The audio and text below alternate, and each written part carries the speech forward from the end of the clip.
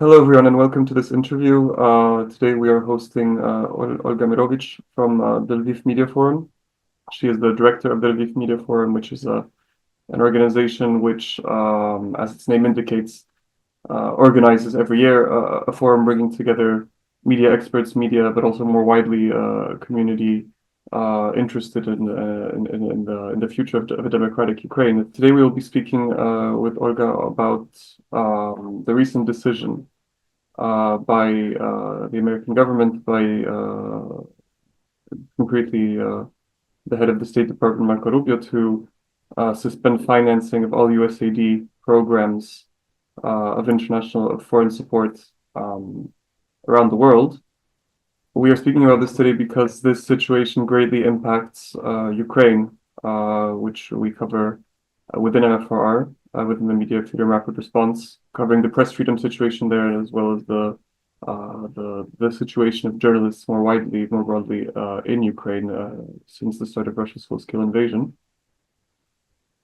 So, as a few words of introduction, this suspension, for those of you who have followed this, just over a week ago, almost 2 weeks ago by now, was very sudden. It was not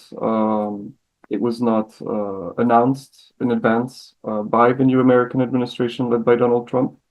This decision was very sudden, and it affected greatly their financing sources. And we wanted to speak today with Olga, who is one of the main people in Ukraine involved in supporting Ukrainian media. Olga, just to start off, maybe could you first explain to viewers, to our listeners today, a bit more about the Lviv Media Forum. I tried to say a few words about this, but maybe about your activities in Ukraine, just so the people who are listening and watching us have more of an idea of what this organization is that you represent. Sure. Actually, Lviv Media Forum is a Ukraine-based team, and we are aimed at supporting developing Ukrainian media and bringing them closer to the global network of media professionals. That's actually why we were launched 12 years ago in 2013. Here in Lviv. Since then, we, as a Ukrainian CSO, we overcame many crises. First, it was at the very beginning, when the organization was started, the war with Russia started, because actually it started with Crimea occupation in 2014.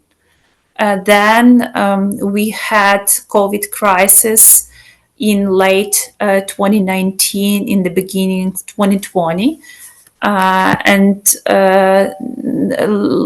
it was followed by the full-scale invasion in Russian aggression in 2022. So, and we are still here, which means that the Ukrainian media sector overcame this with support of civil society organizations and donors. Beyond our main and maybe the most famous project, which you, Karol, mentioned already, LMF conference, it's an annual international media conference, one of the largest in Europe, that brings together Ukrainian and European also global media professionals to discuss more strategic oriented topics but we are doing media development as a response to the crisis I have mentioned. What we did is that we have supported capable and quality local media during all these crises. We are looking for innovative solutions that help media not just to keep breathing during the tough times, but also to elaborate, to discover some long-term, more systemic solutions for media viability and for greater impact and greater audience engagement, because this is, I believe, the foundation of a viable media system in each country, not only in Ukraine. Okay, thank you for that. It's a very interesting perspective. I wanted to ask you, maybe now that you've explained what your organization does on a daily basis, you are obviously in touch with Ukrainian media, which you support through these various programs. I wanted to know, just so people who are listening to us and watch us have an idea, when you spoke with your grantees, and I imagine you did after the USAID decision to suspend funding, what did you hear from them, both in terms of atmosphere and also concretely, what did they say to you? What did they express? Yeah, actually, after the news with the USAID funding suspension, we reached out to our beneficiaries to understand better what the situation for them looked like. And we found out that around 60% of our grantees, as actually is an average in the Ukrainian media sector, they got this USAID funding in different forms. I have to mention that there was a specific media support program for Ukrainian media ran by Internews Network. It was called Media Program in Ukraine. Started in 2018, they founded the media sector for over 70 million US dollars in the past 7 years. So you can imagine that the impact of this funding on the media market was quite huge. So as I mentioned, around 60% of media outlets got this funding from the American government in different forms, and most of them were dependent on this funding from 50 to 90%. The more they got, the more they suffer now, because in other words, they just lost almost all resources just overnight, which means that they don't have too much time to elaborate alternative solutions to get more funding. On the other hand, we overcame, as a media sector, this first shock and started looking for some specific ideas that would help not a specific team, but the whole media sector to survive. Our colleagues from the Kyiv Independent, for example, they launched a fundraiser for 3 local media operating in the regions that are close to the front line to support their operations. It was one of a number of support initiatives that were launched as a response to USAID funding suspension to Ukrainian media. I also want to mention that many media outlets started, they just announced fundraisers among their audiences and among their readers and friends, and the results were quite good. we discussed it with our colleagues from the media sector, and I mentioned that this wouldn't be possible 15 or 20 years ago. It means that Ukrainian readers slowly but consistently stick to the idea that they truly need media to be present in their lives, and they value media as a part of our social system, and it's a rather good news for this sector. I truly believe that this would have not only this immediate impact that we are experiencing now, but it would also urge us to think about systemic changes, and it would impact other donors as well. So the whole media market would be cut in pieces, and like a puzzle, reshaped.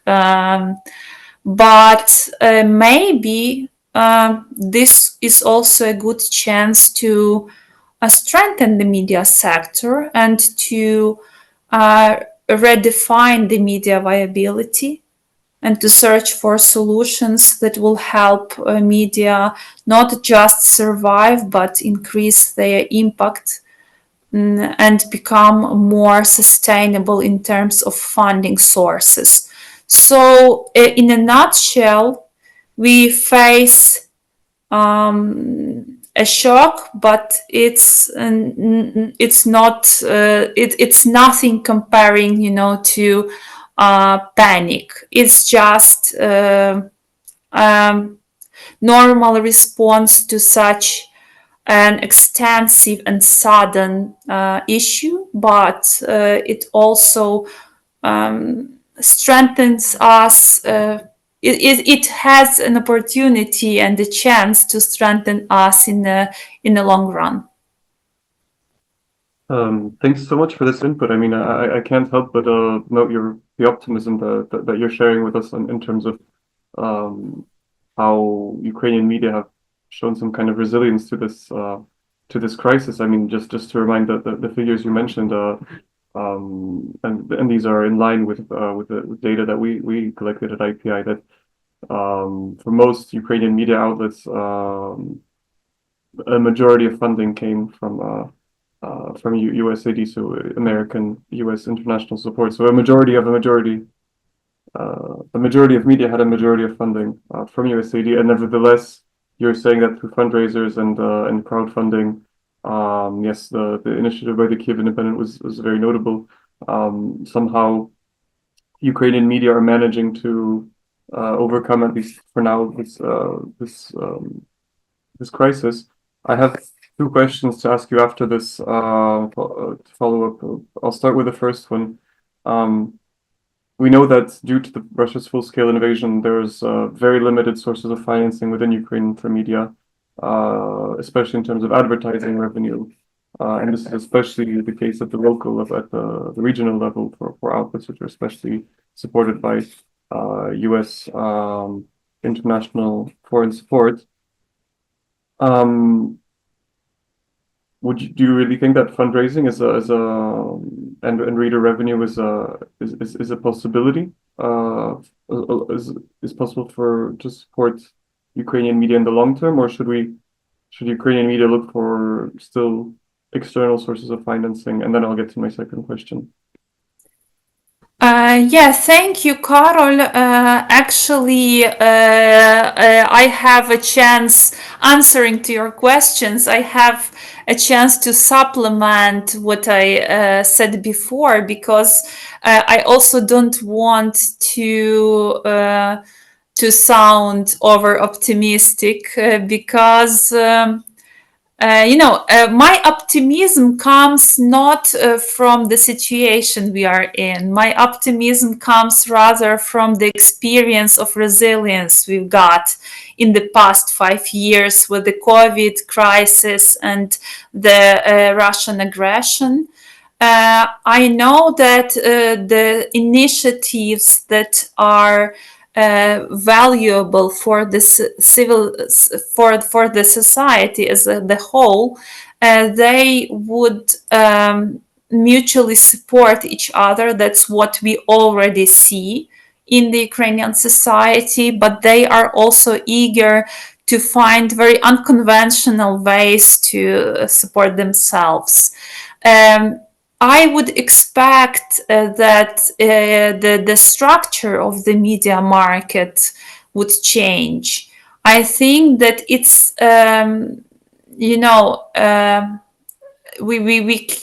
it's unavoidable that we will lose a part of the media market, especially those small media outlets operating in the regions and sub-regions of Ukraine, in small towns.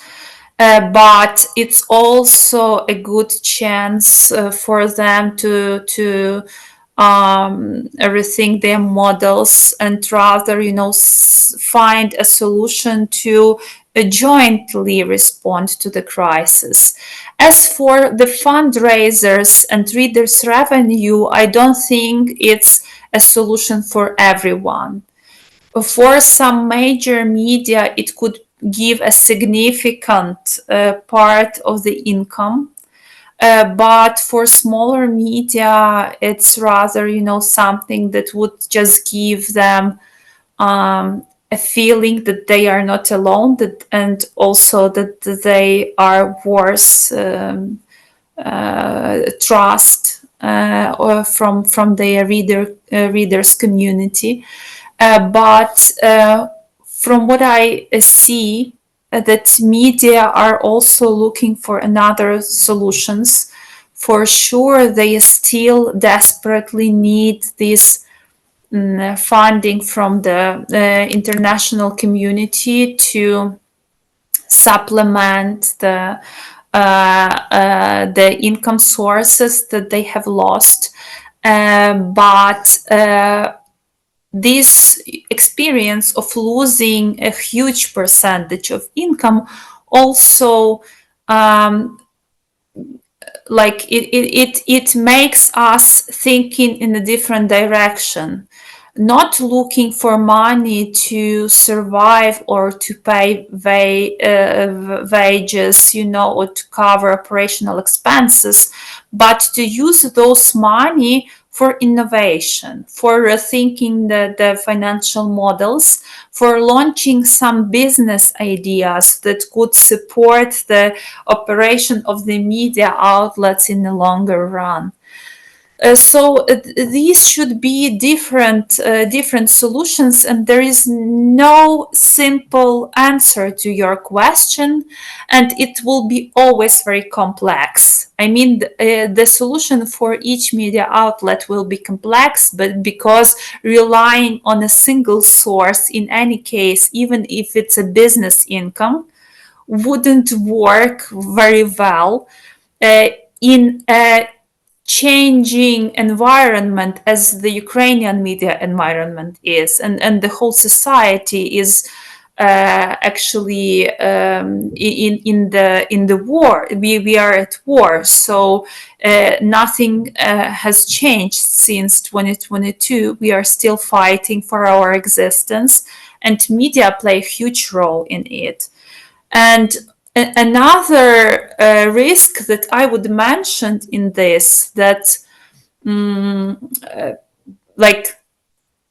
while still needing the funding from external sources, we will probably get different offers from the actors that are looking for achieving their political goals. For example, we already see two Russian foundations Khodorkovsky and Zimin foundations have launched a support program for Ukrainian media and civil society sector initiatives that produce Russian-speaking content, which means that those foundations they are looking for solutions to cement the Russian speaking, the Russian culture, Russian environment in Ukraine, not letting it go as a result of the full-scale invasion, and somehow prevent the Ukrainian society to going back to the roots, So it means that initiatives like this have a golden time right now. And I think that also authoritarian regimes would use this as an opportunity to impact the democratic societies around the world. So let's keep an eye on it and look into Chinese initiatives that might be launched in the nearest future. Maybe other Russia-backed sources as well. So we have to be careful in this situation, because our vulnerability as a sector could be an opportunity for those who would like to destroy it from the from the inner side. Thanks. These are very interesting points which you mentioned, and the fact that how should I put it? Russian independent media. I mean, these media, they were very fast. There were Russian businessmen, oligarchs, whatever the word you want to use, appeared to support these outlets, but that Ukraine doesn't have this kind of network of people who are willing to of rich and powerful people willing to invest in media, and maybe all the better given what you just mentioned. What role should the European Union have in this media support in this case? Because these are, I mean, discussions that we've had, at least as IPI, with other media support organizations, clearly show to us that when the US disappears as a big grantor, the only other relatively realistic opportunity for public financing of media and other programs of international support as well would be the European Union. We've already seen some gestures by the European Union for Belarusian and Russian independent media. Shouldn't the European Union also mobilize fast to support Ukrainian media?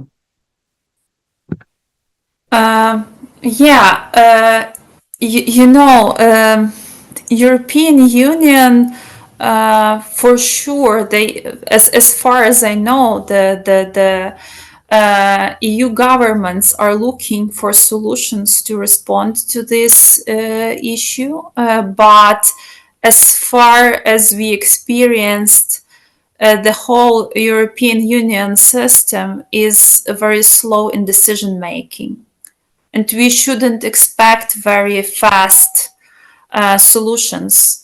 The fact that the Russian foundations have launched the call so quickly means that they were prepared, because it could be also a sign that they still stick to this colonial ideology and looking for solutions to keep to keep impacting the societies in the region. So to some extent, by day they claim defiance, but by night they deepen the Russian grip. And the European Union and democratic institutions are quite slow in decision making. On the opposite, and for sure, European Union would suggest some tools, some mechanisms to replace, to restore the funding for the media sector, but we have to. We cannot be overly optimistic in this. The funding, the general scope of funding that we lost from the USAID wouldn't replaced by anyone, because it was the world's largest support program, not only for media, but also for humanitarian purposes, for civil society development, for human rights activists. And this is something that wouldn't be replaced. These were billions and billions of US dollars. I think that it would be beneficiary for us if we, as a community of media and civil society organizations, act as if this funding wouldn't come back. So, it's always better to consider the worst scenario and to produce solutions in response to the worst scenario and being surprised by a good one, rather than being disappointed by a lack of support. As I mentioned, I still, as a professional with quite large experience in media sector, I'm pretty convinced that in several months we will see some specific programs funded by the EU to replace this funding, but the scope of the programs also matters, and we shouldn't count on them as the only source of information of funding. And looking for these solutions, we have to consider this as one of the options, but not the only one. All right. Thank you so much. I think we'll slowly start concluding this interview, as I think we've expressed already many ideas here, and actually this is a very refreshing perspective in terms of not just seeing this crisis as a negative event, which is dramatic and sowing panic among the whole media sector, but as maybe also an opportunity to rethink many models and kind of approach this in a more natural way. We are not optimistic, but we are tempered. As a society, as a media community, we are tempered by the crisis we experienced before. And I think that we shouldn't waste a good crisis again. And, stay united in this, because this is not possible that we lose a part of democratic society in Ukraine and other democratic societies wouldn't feel it. Thank you so much. Thank you so much, Olga, for this interview today. Thank you, Karol. It was my pleasure. My pleasure as well.